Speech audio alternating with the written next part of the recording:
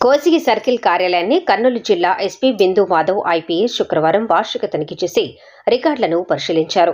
Pending కేసులు, వాటి స్థితిగతులు, నిందితుల అరెస్టు, కేసుల దర్యాప్తులు, వాటి పురోగతిపై కేసుల ఫైళ్లను క్షుణ్ణంగా పరిశీలించారు.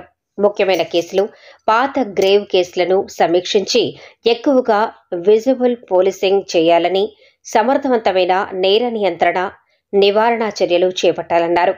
బాధితులు పోలీస్ స్టేషన్ను ఆశ్రయించినప్పుడు వారి సమస్యలను పరిష్కారం చూపించాలని కోసిగి సర్కిల్ కార్యాలయం పరిసరాలను పరిశీలించి సంతృప్తి వ్యక్తం చేసి మొక్కలను నాటారు. సైబర్ నేరాలపై, మహిళా చట్టాలపై, నూతన చట్టాలపై ప్రతి గ్రామానికి వెళ్లి ప్రజలకు అవగాహన చేయాలన్నారు.